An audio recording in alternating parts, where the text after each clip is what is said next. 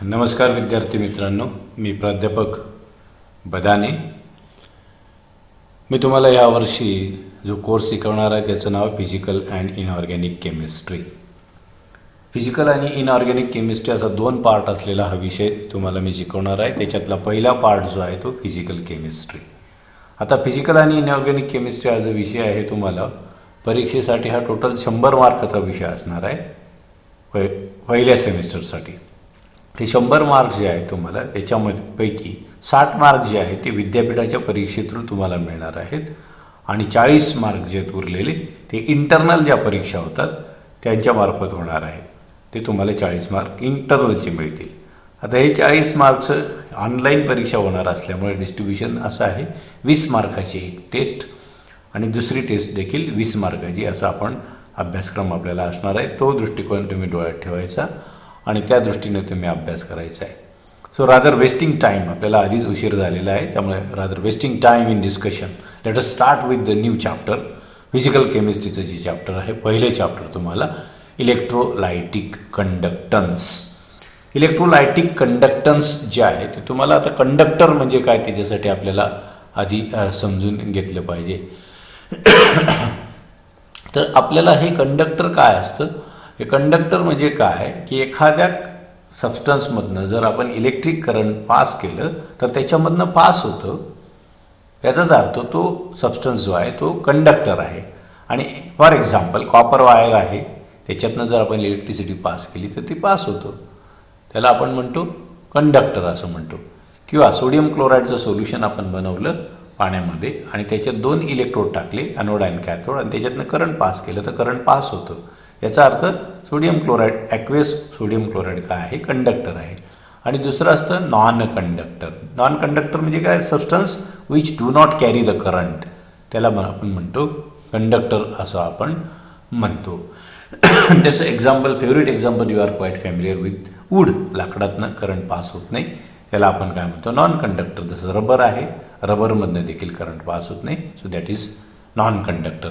आता 1 bye 1 concept जे आहेत आपल्याला ते आपल्याला बघायचं आहे आणि पर्टिक्युलरली या चॅप्टरमध्ये आपल्याला बघायचं आहे what is electrolytic solution and what is electrolytic conductance. Electrolytic solution म्हणजे काय आणि इलेक्ट्रोलायटिक कंडक्टर म्हणजे काय, ह्या गोष्टी आपल्याला बघायच्या. आधी कंडक्टर्सविषयी मी मगाशी तुम्हाला सांगितल्याप्रमाणे substance which allows flow of current is called as A electrical conductance. म्हणजे ज्या सबस्टन्समधनं करंट पास होतं त्या सबस्टन्सला आपण काय म्हणतो, it is called as a conductor.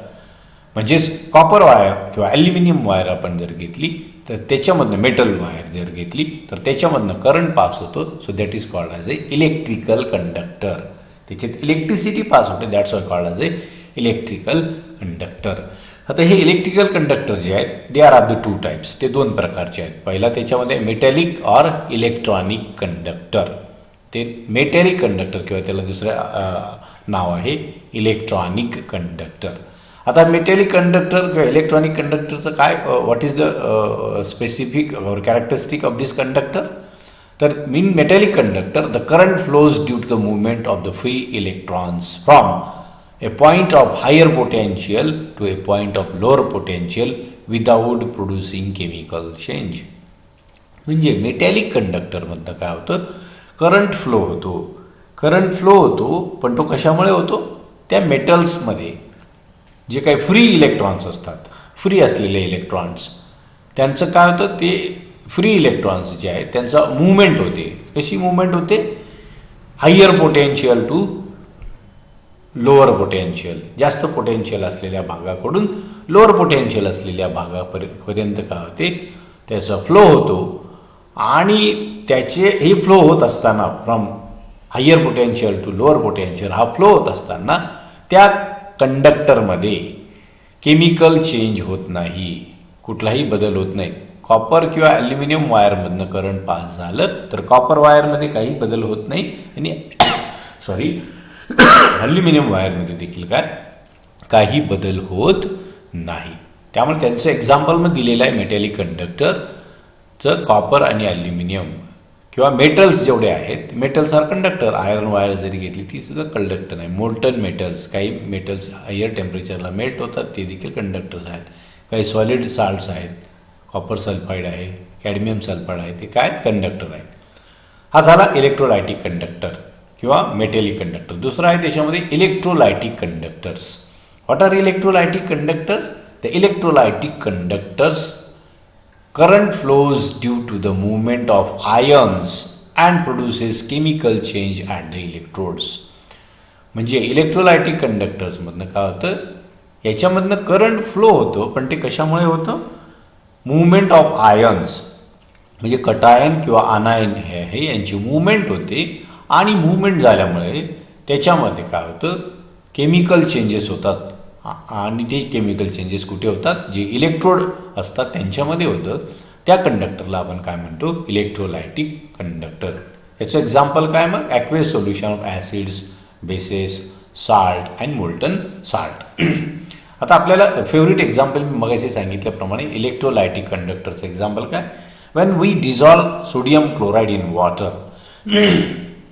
Sodium क्लोराईडचं जर आपण सोल्युशन बनवलं तर त्या सोल्युशनमध्ये जर 2 इलेक्ट्रोड टाकले, अनोड आणि कॅथोड, तर त्याच्यामध्ये काय होतं? सोडियम क्लोराईडचं जे आहे डिसोसिएशन होतं. आपल्याला माहिती आहे आयन्स प्रोड्यूस होतात, Na+ आयन्स आणि Cl- आयन यांचा फ्लो अनोड टू कॅथोड होतो आणि त्यामुळे त्या सोल्युशनला इलेक्ट्रोलायटिक कंडक्टर आपण असं म्हणतो. सोडियम क्लोराईड हा इलेक्ट्रोलायटिक कंडक्टर, म्हणजे ॲसिड्स आहेत, HCl आहे, NaOH आहे, यांच्यामध्ये देखील यांच्या थ्रू इलेक्ट्रोड डीप केले तर करंट फ्लो होतं.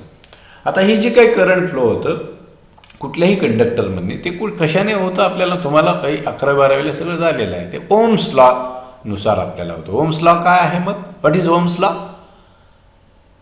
I = E/R, म्हणजे आहे E जे आहे याच्यामध्ये potential applied to the conductor आणि R is the resistance, I is the current. म्हणजे काय? Current flowing through the conductor is directly proportional to the electrode potential applied and inversely proportional to the resistance of that conductor in ohm. याला आपण काय म्हणतो? Ohm's law. आणि या ohms लॉनुसार मग काय होतं? कुठल्याही कंडक्टरमधनं करंट हे काय होतं? फ्लो होतं. It is a mathematical equation. I = E/R. Again I is the current flowing to the conductor. त्या कंडक्टरमधनं करंट कसं फ्लो होतं? कोणतं? अँपियरमध्ये जे करंट फ्लो होईल त्याला I ने आपण दाखवतो. E is the potential applied to a conductor in volt. जे आपण करंट देणार, व्होल्टमध्ये जे आपण त्याला सप्लाय देणार आहोत त्याला आपण पोटेन्शियल म्हणतो. आणि R इज द ज्या कंडक्टरमधनं आपण पाठवतो त्याचा रेजिस्टन्स किती आहे त्याच्याशी ती कसं आहे? इन्व्हर्सली प्रोपोर्शनल, म्हणजे 1/R आहे तो. त्या इक्वेशनने हा ओम्स लॉ आपल्याला दिला जातो. आता हे जे इक्वेशन आहे त्याच्यातनं ह्याच इक्वेशनवरून आपल्याला जर रेजिस्टन्स काढायचं असेल, हा R जर इकडे आणला तर I हा काय होईल? Rच्या जागेला जाईल आणि आपल्याला इक्वेशन बनेल R = E/I. म्हणजे this is equation which gives us a resistance of that conductor. त्या कंडक्टरचा रेजिस्टन्स काढण्यासाठी हे इक्वेशन आपल्याला आहे, उपयोगाचं आहे. The resistance is the ratio of potential difference and the strength of the current. हा E is the potential difference आणि I is the strength of the current. And the resistance is obstruction to the flow of the current through the conductor. Resistance म्हणजे काय? जे कंडक्टरमधनं current flow होणार आहे त्याला oppose करणारं factor, त्याला जे अपोज करेल त्याला आपण काय म्हणतो? रेजिस्टन्स असं म्हणतो. It is a kind of the opposing force to the current. तो करंटला काय आहे? अपोज करणारा फोर्स आहे, म्हणून त्याला आपण म्हणतो resistance. And material resist the flow of the current and converts proportion of current into heat. त्याला अपोज जर करेल तर त्याच्यात रूपांतर कशामध्ये होतं? मग हीटमध्ये होतं. त्याची इलेक्ट्रिकल युनिट्स कुठल्या आहेत ते आपण बघणार. पहिले युनिट जे आहे ते काय आहे? Ampere, unit of electric current. काय युनिट आहे? अँपियर. तुम्ही क्वाईट अँपियर व्होल्ट मीटर, ॲमीटरच्या सहाय्याने आपण करंट मोजलेलं 11वी-12वीला देखील एक्सपेरिमेंट तुम्हाला झालेले असतील. It is a current, it is the unit of rate of flow of electricity. हे काय आहे? रेट ऑफ फ्लो ऑफ इलेक्ट्रिसिटीचं हे काय? युनिट आहे. 1 ampere is amount of current that will deposit. 1 ampere current म्हणजे काय? हे असं करंट की जे काय करेल? Deposit 0.001118 gram of silver in second. किती सेकंदामध्ये? करंट दॅट विल एका सेकंदामध्ये 0.001118 ग्रॅम सिल्वर जे डिपॉझिट म्हणजे त्याचं सॉलिड फॉर्ममध्ये कन्व्हर्शन करेल त्या करंटला 1 एम्पियर असं आपण म्हणतो, ते पण एका सेकंदामध्ये. दुसरं युनिट आहे ओहम. युनिट ऑफ हे कसलं आहे ओहम? हे रेजिस्टन्सचं युनिट आहे. इलेक्ट्रिकल रेजिस्टन्स जे करंट फ्लो होणार आहे त्याला रेजिस्ट करणारा फोर्स जो आहे तो आपण कशामध्ये मोजतो? ओहममध्ये मोजतो. ओहम काय आहे? Ohm is the resistance at 0 degree of column of mercury of uniform cross section 106.300 centimetre long containing 14.4521 gram of mercury. 0 degree सेल्सिअसला मर्क्युरी कॉलममध्ये जी क्रॉस सेक्शन आहे युनिफॉर्म क्रॉस सेक्शन तो किती असेल? लॉंग असलेला 106.300 सेंटीमीटर लॉंग असलेला मर्क्युरीचा कॉलम कंटेनिंग किती मर्क्युरी असेल त्याच्यामध्ये? 14.4521 ग्रॅम. त्याला आपण ओहम असं म्हणतो. आणि तिसरं जे आहे volt. Electromotive force E, capital E जो आहे त्याचं युनिट म्हणजे volt. 1 volt is a potential difference. 1 व्होल्ट म्हणजे काय? It is a potential difference required to send a current from 1 ampere through a resistance of 1 ohm. 1 ampere current 1 ohm resistance असलेल्या कंडक्टरमधनं एका सेकंदाला पास होणे म्हणजेच काय? त्याला म्हणतो 1 व्होल्ट असं आपण म्हणतो. थर्ड त्याच्यामध्ये coulomb. These are the coulomb is the unit of the electricity, unit of quantity of electricity. 1 coulomb is the quantity of electricity transported by the current of 1 ampere in second. 1 ampere current एका सेकंदामध्ये ज्या वेळेला pass होईल त्याला आपण म्हणतो 1 coulomb. त्याचा formula आहे Q is equal to I into T. I into T की I is the current passing to the conductor and T is the time required in seconds त्याला आपण म्हणतो. पुढची जी काही टेक्निकल टर्म आहे फॅराडे. फॅराडे आहे हे देखील काय? Unit of quantity of electricity. हे वेगवेगळ्या प्रकारचे युनिट्स इलेक्ट्रिसिटी मेजर करण्यासाठी वापरले जातात. Faraday is equal to 96490 coulombs. 1 faraday म्हणजे काय? 96,490 कुलम्स म्हणजे 1 फॅराडे. हे युनिट्स आहेत. आता बघू पुढचं युनिट आहे इलेक्ट्रिकल वर्क. कॅपिटल डब्ल्यूने जो दाखवतात. It is given bye joules law. हे इलेक्ट्रिकल वर्क कसं जूल्स लॉने दाखवले जातं. Wien current I passes for the T seconds. I current जर आपण एखाद्या कंडक्टरमधनं पास केलं किती वेळेसाठी? टी सेकंदासाठी.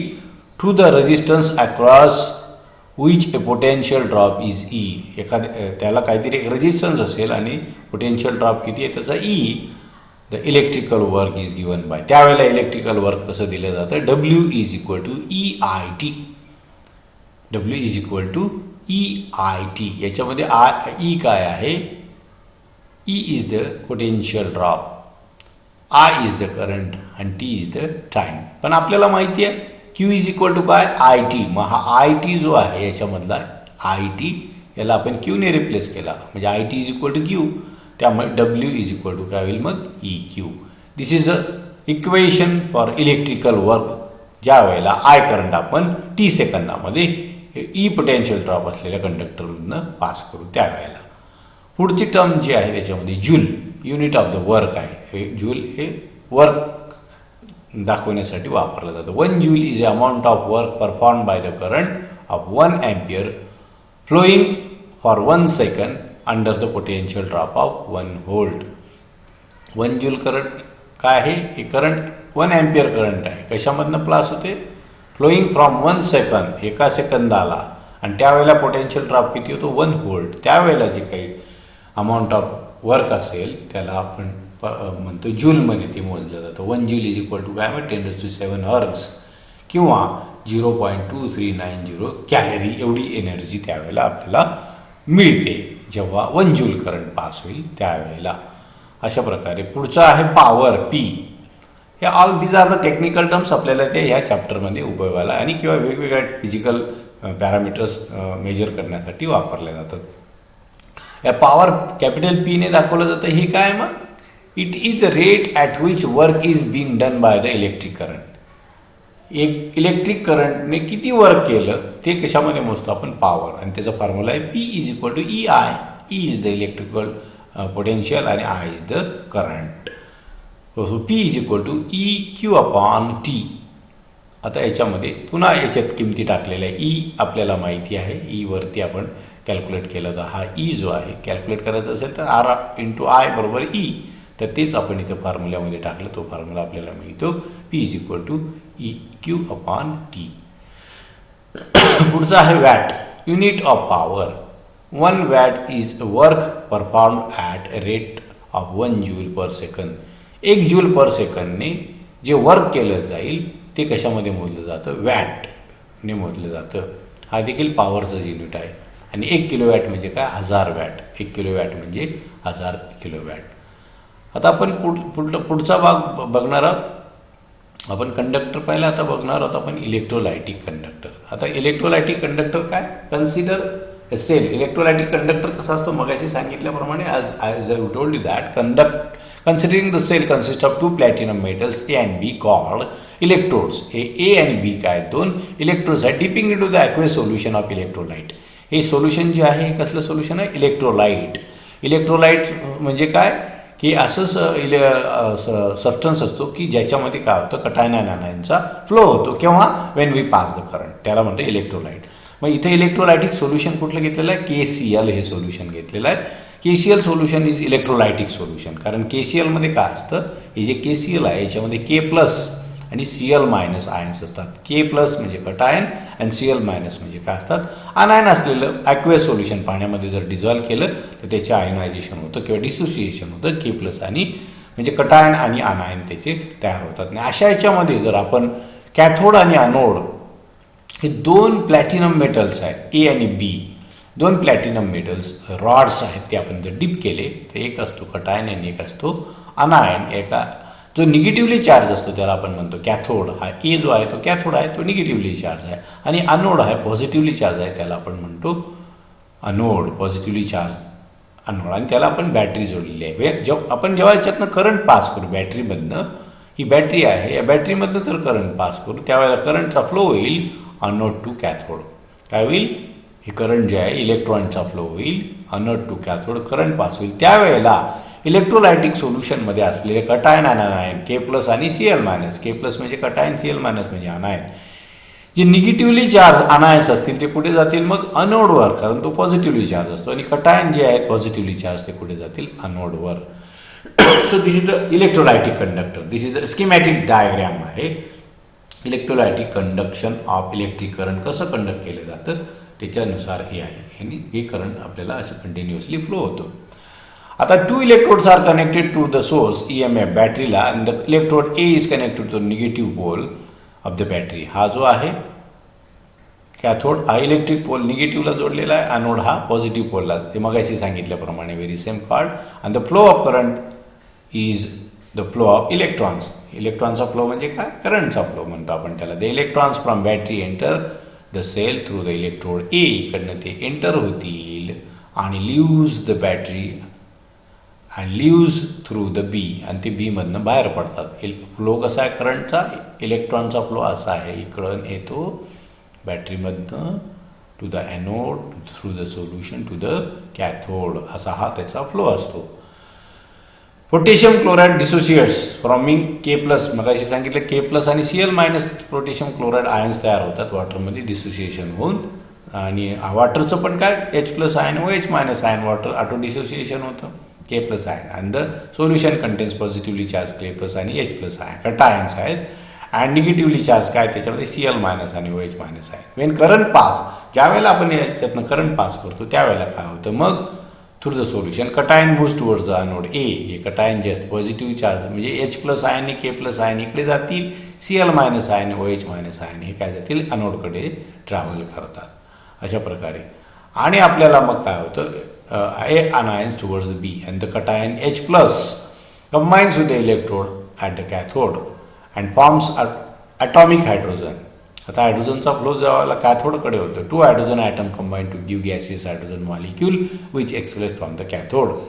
कॅथोडकडे हायड्रोजन ज्या वेळेला जातात ते बघा 2 हायड्रोजन कंबाईन होतात आणि इलेक्ट्रॉन त्याच्याशी कंबाईन झाले की 2 हायड्रोजन तयार होतील, 2 कटायन मिळून. आणि हे कटायन जे आहेत ते गॅसच्या फॉर्ममध्ये काय होतात त्याच्यातनं निघून जातात.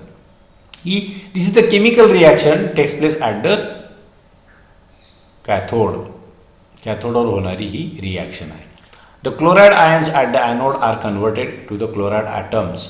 क्लोराईड आयनचं रूपांतर कशामध्ये होईल? क्लोराईड ॲटममध्ये. इलेक्ट्रॉन लूज करेल आणि त्याचं क्लोराईड ॲटममध्ये, 2 क्लोराईड ॲटम जे पुन्हा काय होतील मग ते गो टुवर्ड्स द ॲनोड आणि ते क्लोरीन गॅसच्या फॉर्ममध्ये ते रिलीज होतील. अशा प्रकारे या ॲनोड आणि कॅथोडवर होणाऱ्या रिॲक्शन आहे. इकडे H2 2 H+ आयन कंबाईन होतील. Twice H+ plus 2 electron gives असे ट्वाइस H2 आणि ट्वाइस H2 चं रूपांतर H2 मॉलिक्युलमध्ये होतं. तो मॉलिक्युल रिलीज होतो. हे होतं कॅथोडवर. आणि ॲनोडवर काय होतं? Cl क्लोरीन गॅस म्हणून ते आयन्सचे रिलीज होतात. अशा प्रकारे the flow of current is accompanies by removal of 2 electrons from the cathode. मग कॅथोडकडनं 2 इलेक्ट्रॉन रिमूव्ह होतात आणि ते ट्रान्सफर टू द ॲनोड. ते ॲनोडला ट्रान्सफर होतात. The cations and anions are charged particle. Cation अनायनीच्या आणि their motion constitute the electric current. त्यांचं मोशन होते म्हणून ते इलेक्ट्रिक करंट आपल्याला मिळतात. The anions moves to the anode and hence electrons are carried by the anion from the cathode to anode. कॅथोडपासून ॲनोडपर्यंत इलेक्ट्रॉनचं ट्रान्सफर होतं. This may be considered as a flow of negative electricity to the right. And similarly, cations move towards the cathode and electrons are carried from anode to cathode. This flow of positive electricity to the left. Thus, each ion carries a part of total current and transport electricity from solution. हे दोघांच्या ठिकाणी काय होतं? इकडनं electron 2 electron काय होतं? तिकडे transport केले जातात कॅथोड टू अनोड. आणि पॉझिटिव्ह आयन जे आहे ते कुठे ट्रान्सपोर्ट केले जातात? Anode to cathode. म्हणजे कटायन्स आणि अनायन बोथ कॉन्स्टिट्यूट, दोघांचा सहभाग असतो करंट कॅरी करण्यामध्ये.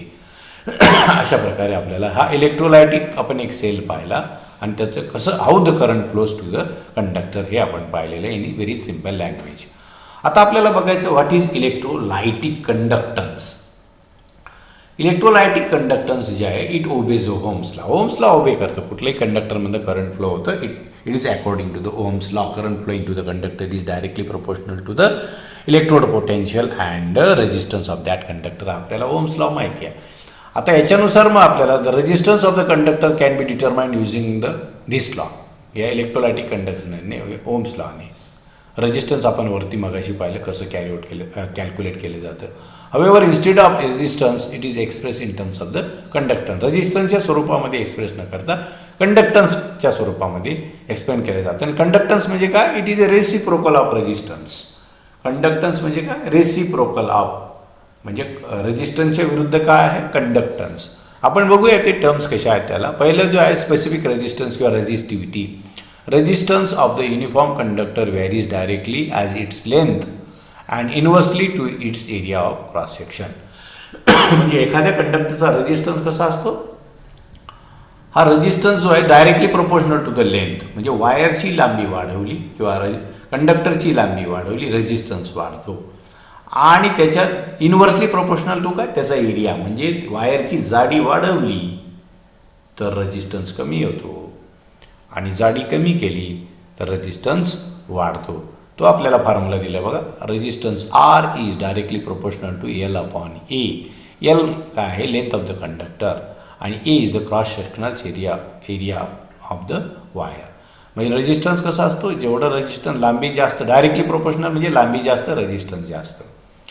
एरिया जास्त रेजिस्टन्स कमी. एरिया कमी रेजिस्टन्स जास्त. त्यामुळे आपण पूर्वीच्या लॅम्प्समध्ये टंगस्टन वायर वापरली जात होती. टंगस्टन वायरचं काय क्रॉस सेक्शनल एरिया खूपच कमी होता.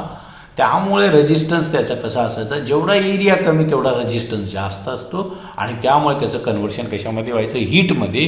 आणि हीटचं कन्व्हर्शन लाईटमध्ये. म्हणजे आपल्याला लाईट मिळायचा. आता तो प्रपोर्शनॅलिटी कॉन्स्टंट जर काढून टाकला आपण तर R is equal to rho into L upon A.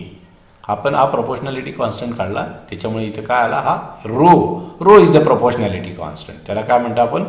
Proportionality constant किंवा त्याला स्पेसिफिक रेजिस्टन्स देखील म्हणतात. मग या फॉर्म्युल्यामध्ये काय? R is equal to rho into L upon A. मध्ये एल आहे length of the conductor.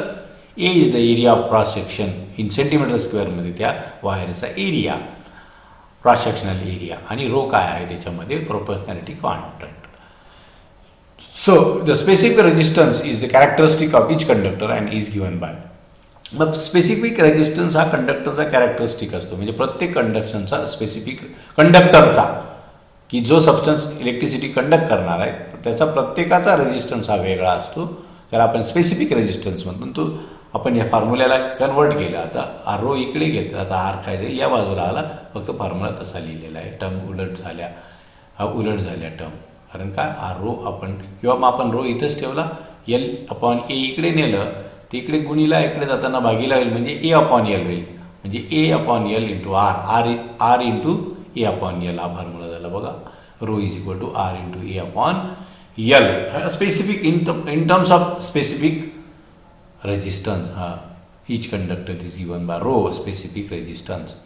We can define the specific resistance using the equation. या इक्वेशनच्या सहाय्याने आपण काय करू शकतो, मग स्पेसिफिक रेजिस्टन्स हे डिफाईन करू शकतो. इफ एल इज 1, आता एलची किंमत 1 सेंटीमीटर असेल, म्हणजे लांबी कंडक्टरची 1 सेंटीमीटर असेल, क्रॉस सेक्शनल एरिया किती असेल 1 सेंटीमीटर स्क्वेअर असेल, त्यावेळेला जर त्या कंडक्टरचं स्पेसिफिक रेजिस्टन्स, त्याचा जो रेजिस्टन्स असेल त्या कंडक्टरचा तोच काय असतो रेजिस्टन्स. कारण यांच्या किमती जर फॉर्म्युल्यात एलची किंमत 1 टाकली, एची किंमत 1 टाकली तर काय होईल 1/1, म्हणजे उरेल फक्त आरच. त्यामुळे rho is equal to R. मग स्पेसिफिक रेजिस्टन्स आपण त्याच्यावरून याच्यावरून डिफाईन करू शकतो. What is specific resistance? मग specific resistance is defined as the resistance offered by the conductor of 1 centimetre length and 1 centimeter cross-sectional area. The unit of specific resistance is ohm. Specific resistance काय असतो? मग हा असा resistance आहे ज्या वेळेला कंडक्टरची लांबी 1 सेंटीमीटर असेल आणि त्याचा एरिया किती असेल 1 सेंटीमीटर स्क्वेअर असेल, त्यावेळेला जो रेजिस्टन्स असेल त्याला आपण काय म्हणतो specific resistance. Specific resistance offered by the conductor of 1 centimeter length and 1 centimeter cross-sectional area is a specific resistance. आणि त्याचं युनिट आपल्याला माहिती आहे मग ओहम पर सेंटीमीटर. किती करंट ओहममध्ये मोजतं, किती करंट पास होतं विशिष्ट लांबीमध्ये, त्यामुळे त्याचं युनिट आहे ओहम सेंटीमीटर. आता बघू आपण पुढची टर्म स्पेसिफिक कंडक्टन्स बघू. आपण बघा स्पेसिफिक रेजिस्टन्स पाहिला, आता स्पेसिफिक कंडक्टन्स काय? Conductance is a reciprocal of resistance. पहिले कंडक्टन्स आणि रेजिस्टन्स हे अपोजिट थिंग्स आहेत. आता आपण रेजिस्टन्समध्ये एखादी गोष्ट मांडण्यापेक्षा कंडक्टन्समध्ये मांडतो, त्यावेळेला आपण डेफिनेशन आहे मग कंडक्टन्सची काय? द कंडक्टन्स एल, तो एल सिम्बॉल कॅपिटल एल सिम्बॉलने दाखवला जातो. कंडक्टन्स इज डिफाईन्ड ॲज, कसा डिफाईन केला जातो? It is reciprocal of electrical resistance of electrolytic conductor. L is 1/R, reciprocal. जेवढा रेजिस्टन्स जास्त तेवढा कंडक्टन्स कमी, आणि जेवढा कंडक्टन्स जास्त तेवढा रेजिस्टन्स कमी, असं त्याचं इक्वेशन आहे. Reverse relation, reciprocal. आता unit of conductance is a reciprocal of ohm. आता ओहम जो आहे, ओहम पर सेंटीमीटर हे कसलं युनिट आहे? रेजिस्टन्स. ओहममध्ये रेजिस्टन्स मोजला जातो. तर मग काय रेसिप्रोकल खाली आला तर काय होईल त्याला 1/ओहम. 1/ओहमलाच आपण म्हणतो पर ओहम किंवा मिली ओहम किंवा सिमेन, हे त्याचे वेगवेगळे स्वरूपातले युनिट्स आहेत. The conductance signifies ease with the current flows. Conductance काय दाखवतं? किती सहज करंट पास होत आहे कंडक्टरमधनं, किती इंटेन्सिटीने पास होतं हे दाखवण्याचं काम करतं. म्हणून तो फॉर्म्युला आपण L is equal to 1/R which is equal to, आरचं फॉर्म्युला माहिती आहे रो 1/रो. ज्या वेळेला 1 सेंटीमीटर लेंथ असेल कंडक्टरची, 1 centimetre square cross section area असेल, त्यावेळेला वरती हा फॉर्म्युला जो आहे त्याची जशी आहे ती किमती टाकली आपण बघा हा फॉर्म्युल्याच्या, तर ते आपल्याला मिळतं 1/रो इंटू A/L. आणि याच्यामध्ये आपण L इज इक्वल टू मग काय होईल K इंटू A/L. हा जो आहे 1/रो याला आपण कशाने दाखवला? K ने. हा K काय झाला? Specific small k specific conductance. हा काय आहे? 1/रो इज इक्वल टू काय? Small k. म्हणून हा फॉर्म्युला झाला L is equal to K into A/L. हा K जो आहे स्पेसिफिक कंडक्टन्स आहे which is reciprocal of specific resistance. Conductance जसा रेसिप्रोकल ऑफ रेजिस्टन्स आहे तसा स्पेसिफिक कंडक्टन्स पण काय? Reciprocal of specific resistance. म्हणून त्याला आपण म्हणू शकतो K = 1/ρ आपण इथून हा फॉर्म्युला टाकलेला आहे.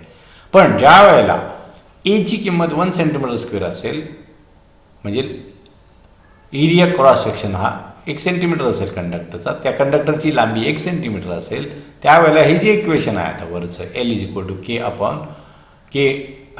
A/L हे इक्वेशन कसं होईल आपल्याला K = L, कारण 1 सेंटीमीटर जर असेल तर एक होईल, L पण 1 होईल, त्यामुळे ते कॅन्सल होतील, म्हणून L = K. मग आपण स्पेसिफिक कंडक्टन्सची डेफिनेशन काय करू शकतो याच्यावरून? Specific conductance is defined as the conductance of 1 cm³ of solution. It is solution 1 cm³ of solution of electrolyte. The unit of K is ohm per centimeter किंवा milliohm per centimeter. त्याचं काय झालं? Unit झालं. Specific conductance काय आहे मग? Conductance 1 cm³ solution मधनं conductance त्या 1 cm³ सोल्युशनचा जो कंडक्टन्स असेल त्या कंडक्टन्सला आपण काय म्हणतो? स्पेसिफिक कंडक्टन्स असं आपण म्हणतो. आणि त्याची युनिट काय आहेत मग? ओहम पर सेंटीमीटर किंवा milliohm per centimetre. These are the units. हे तर कंडक्टर दाखल स्पेसिफिक कंडक्टन्स आहे. म्हणजे इलेक्ट्रोलायटिक सोल्युशन आहे, याचं किती एरिया आहे? 1 cm³ हा एरिया आहे आणि त्याची लांबी किती आहे? प्रत्येक बाजूची लांबी 1 सेंटीमीटर. L = 1 centimetre. त्यावेळेला जे कंडक्टन्स असेल त्याला आपण म्हणतो स्पेसिफिक कंडक्टन्स. पुढची टर्म जी आहे याच्यामध्ये ती आहे इक्विव्हॅलंट कंडक्टन्स. इक्विव्हॅलंट कंडक्टन्स म्हणजे काय? Specific conductance is a property of conducting medium. Specific conductance काय? प्रॉपर्टी ऑफ कंडक्टिंग मीडिया जो आहे इथला सोल्युशन जे असेल त्याची प्रॉपर्टी आहे. But it is not convenient quantity for discussion of conducting current by the solution of electrolyte. पण ही property काय? स्पेसिफाय नाही, म्हणून quantity of equivalent conductance is more helpful. त्याच्यासाठी जास्त हेल्पफुल प्रॉपर्टी कुठली आहे? Equivalent conductance. त्याची डेफिनेशन आपण बघू. What is equivalent conductance? The equivalent conductance of the medium is defined as. एखाद्या इलेक्ट्रोलायटिक सोल्युशनचं इक्विव्हॅलंट कंडक्टन्स कसं डिफाईन केलं जातं? तर conductance of a volume of solution containing 1 gram equivalent of electrolyte placed between two parallel electrodes 1 centimeter apart and large enough cross section to contain between them all volume of the solution. It is designated by the small lambda. त्याला कंडक्टन्सला काय? Small lambda ने. आता म्हणजे काय आहे मग equivalent conductance म्हणजे काय आहे? Conductance of volume of solution. म्हणजे अशा सोल्युशनचं कंडक्टन्स विशिष्ट व्हॉल्यूम असलेला, किती व्हॉल्यूम असलेला? 1 ग्रॅम इक्विव्हॅलंट ऑफ इलेक्ट्रोलाइट. ज्या सोल्युशनमध्ये किती electrolytic solution? 1 gram equivalent solution ठेवलेलं आहे. कुठे ठेवलेलं आहे? सोल्युशनमध्ये इन बिटवीन 2 पॅरल, 2 इलेक्ट्रोडच्या मध्ये जे सोल्युशन ठेवलेलं आहे. आणि ते इलेक्ट्रोड एकमेकांपासून किती लांब आहेत? 1 सेंटीमीटर अपार्ट आहेत. अँड लार्ज क्रॉस, त्यांचा जो एरिया असेल तो लार्ज इनफ असेल. अशा वेळेला जे काही कंडक्टन्स असेल त्याला इक्विव्हॅलंट कंडक्टन्स, त्या सोल्युशनचं जे कंडक्टन्स असेल त्याला इक्विव्हॅलंट कंडक्टन्स असं म्हणतात. आपण थोडक्यात डायग्रामवरून आपल्याला जास्त लक्षात येईल आहे. मी वरती स्क्रोल करतो. ही सोल्युशन आहे समजा. या इलेक्ट्रोलायटिक सोल्युशन, हे सोल्युशन याचं कॉन्सन्ट्रेशन काय आहे? 1 ग्रॅम इक्विव्हॅलंट. 1 ग्रॅम इक्विव्हॅलंट असेल आणि हे जे काही इलेक्ट्रोड ठेवलेले आहे यांचा cross sectional area large enough असेल, सफिशियंट असेल आणि दोघांमधलं अंतर 1 सेंटीमीटर असेल. त्यावेळेला जे काही कंडक्टन्स असेल सोल्युशनचं त्याला म्हणतात इक्विव्हॅलंट कंडक्टन्स. आणि ते स्मॉल लॅम्बडा सिम्बॉलच्या सहाय्याने काय करतो आपण? दाखवतो. त्याचं सिम्बॉल आहे स्मॉल लॅम्बडाने हे मेजर केलं जातं. त्याची carrying ability of 1 gram equivalent of solute in the solution. 1 gram equivalent solute आहे या सोल्युशनमध्ये. आता consider the solution of electrolyte. त्याचं concentration C gram equivalent per litre आहे. किती आहे सोल्युशनचं concentration? C gram equivalent per आहे. त्यावेळेला concentration per centimetre cube of solution, 1 centimetre cube सोल्युशनचं कॉन्सन्ट्रेशन काय असेल त्यावेळेला? C/1000. म्हणजे 1000 लिटरमध्ये आपण एवढं आपण सबस्टन्स काय केलं? डिझॉल्व्ह केलं. त्याचं कॉन्सन्ट्रेशन काय येईल मग? C/1000. आणि त्याचं व्हॉल्यूम किती होईल मग? Volume continue 1 gram equivalent. Equivalent weight of the substance dissolved in the solution. म्हणजे 1 ग्रॅम सबस्टन्स, त्याचे एखादा सबस्टन्स आहे समजा NaOH आहे समजा. NaOHचं काय आहे? मॉलिक्युलर वेट 40 आहे. त्याचे इक्विव्हॅलंट वेट पण 40 आहे. 40 ग्रॅम जर NaOH आपण 1 लिटर पाण्यामध्ये जर आपण डिझॉल्व केला तर त्याचं कॉन्सन्ट्रेशन हे झालं C/40/1000, ते त्याचं कॉन्सन्ट्रेशन येईल. तो 1 ग्रॅम इक्विव्हॅलंट झाला. असा 1 म्हणजे 40 ग्रॅम जर आपण सबस्टन्स मोजला आणि तो 1000 लिटरमध्ये डिझॉल्व केला तर त्याचं volume of containing 1 gram equivalent किती व्हॉल्यूम असेल त्याचं 1000/c सेंटीमीटर क्यूब, एवढं त्याचं काय झालं व्हॉल्यूम झालं. द पुढची term specific conductance K is the conductance of 1 centimetre cube solution. Specific conductance म्हणजे काय, ज्या वेळेला सोल्युशनचं व्हॉल्यूम इलेक्ट्रोलाइटचं व्हॉल्यूम 1 सेंटीमीटर क्यूब असेल त्यावेळेला जो कंडक्टन्स असतो त्याला आपण स्पेसिफिक कंडक्टन्स म्हणतो. देन द कंडक्टन्स ऑफ, मग ज्या वेळेला 1000/c सेंटीमीटर कंडक्टन्स आहे of solution is equivalent conductance. त्याचं इक्विव्हॅलंट कंडक्टन्स कशा फॉर्म्युल्याने दिले जातं, small lambda. Equivalent conductance is equal to K/V. म्हणजे काय आहे, specific conductance into the volume of the solution. हा K आपल्याला माहिती आहे आणि व्हॉल्यूम ऑफ सोल्युशन किती कॅल्क्युलेट केलं आहे मग आपण 1000/c. म्हणजेच मग आपल्याला इक्विव्हॅलंट कंडक्टन्स जो आहे small lambda is equal to काय मग 1000 × K. हा आपण इथे फॉर्म्युला रिराईट करून घेतला अपॉन C. म्हणजे इक्विव्हॅलंट कंडक्टन्स आपण कसं मोजतो, मग equivalent conductance is equal to 1000 × K/C या फॉर्म्युल्याने आपल्याला कंडक्टन्स मोजलं जातं. त्याची डेफिनेशन पण आपल्याला केली जाईल. डेफिनेशन काय म्हणतं, इक्वेशन आपण जे वरती इक्वेशन पाहिलं हे इक्वेशनवरून आपण डेफिनेशन केलेली आहे. इक्वेशन जे डिफाईन्स द इक्विव्हॅलंट कंडक्टन्स कसं, as the product of specific conductance and volume containing 1 gram equivalent of the electrolyte. Specific conductance K कोणाचा गुणाकार आहे, specific conductance K and volume containing 1 gram equivalent electrolyte, म्हणजे ते किती 1000. The unit of equivalent conductance 1000/c. The unit of equivalent conductance is per ohm centimeter square or ohm centimeter square. हे त्याचं काय आहे, युनिट आहे. इक्विव्हॅलंट कंडक्टन्स जे आहे is not directly determined but calculated by the specific conductor. Equivalent conductance हे आपण directly calculate करू शकत नाही, ते आपल्याला स्पेसिफिक कंडक्टन्सवरून काढावं लागतं. कारण इथं आपल्याला 1000/c आहे, K आपल्याला काय करावं लागतं, स्पेसिफिक कंडक्टन्स आपल्याला काढावं लागतं, डायरेक्टली ते आपल्याला मिळत नाही. So these are the some terms which are used to determine the strength of the are how the specific, what is the specific conductance, what is equivalent conductance, या properties. आता पुढच्या वेळेला आपण पुढच्या पिरियडला बघू डिटर्मिनेशन ऑफ कंडक्टन्स. कंडक्टन्स कसं मोजलं जातं. So हे लेक्चर तुम्ही ऐका, एन्जॉय द लेक्चर. त्याच्यासाठी तुम्हाला मी यूट्यूबची लिंक देणार आहे. हे लिंकवरती तुम्ही क्लिक करून लेक्चर बघायचं आहे. तुम्हाला लेक्चर आवडलं तर तुम्ही त्याला लाईक करा आणि त्याला सबस्क्राईब करा, कारण पुढे जाऊन आपल्याला प्रत्येक चॅप्टरवरती 20 मार्काची टेस्ट आपण जी आहे ती होणार आहे, त्याच्याने तुम्हाला मार्क मिळत आहेत. So enjoy this first lecture. And if you have difficulties, तुम्हाला काय अडचणी असतील तर व्हॉट्सअप ग्रुपवर आमचे नंबर दिलेले आहेत. तुम्ही व्हॉट्सअप ग्रुप फोन नंबरवर फोन करू शकता किंवा व्हॉट्सअप ग्रुपवर तुम्ही प्रॉब्लेम टाकला तर त्याचं समाधान किंवा त्याची डिफिकल्टी तुमची सॉल्व्ह केली जाईल. So thank you very much.